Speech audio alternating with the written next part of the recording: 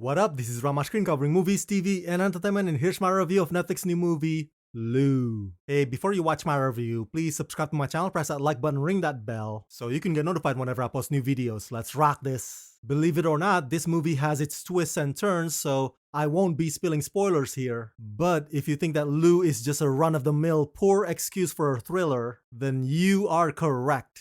Between the action and the dialogues and the direction, Lou has mediocre written all over it. And listen, I don't often comment on exposition since every other movie basically has them to one degree or another. But the way that that's done in Lou, by turning Journey Smollett's character into a chatterbox of information, is both hilarious and awful. Instead of visualizing it or letting the audiences figure it out for themselves, she just preaches it. And she would not stop. I don't know whether to laugh or be irritated. What a terrible script. What a cheesy movie. Written by Maggie Cohn and Jack Stanley and directed by Anna Forrester, in Lou, thinking she'd put her dangerous past behind her, Lou finds her quiet life interrupted when a desperate mother begs her to save her kidnapped daughter.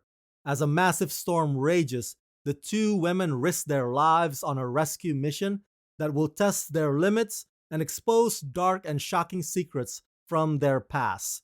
Starring Allison Janney, Journey Smollett, Logan Marshall Green, Ridley Asha Bateman, and Matt Craven. Okay, is it just me, or does Allison Janney with her silver hair look like Jamie Lee Curtis with her silver hair in the recent Halloween movies? Or maybe that's just how badass ladies end up looking when they get older. Anyway, I digress. Lou is a case in which you have a group of pretty good actors, but a terrible script, which unfortunately puts them in awkward scenes with awkward interactions, and sadly even they themselves know that they're better than this gig.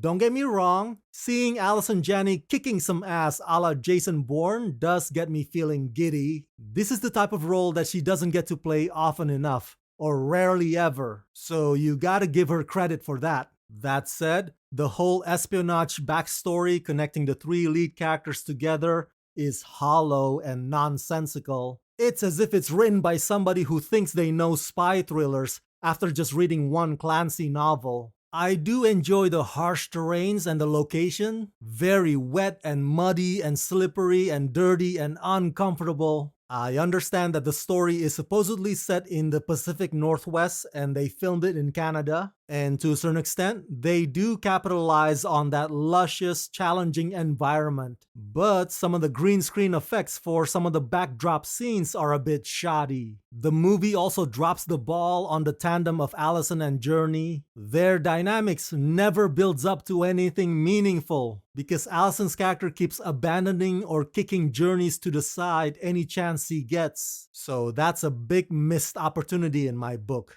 Listen, I don't want to make this review longer than necessary. Trust me, this film is not worth rambling about. And by this point, you can tell that I am not its biggest fan. Watching Lou is like eating half a steak. It still leaves you wanting and starving because what you just had just isn't bloody good enough. Lou will go down as yet another Netflix subpar red box quality thriller that will be forgotten as quickly as it arrives.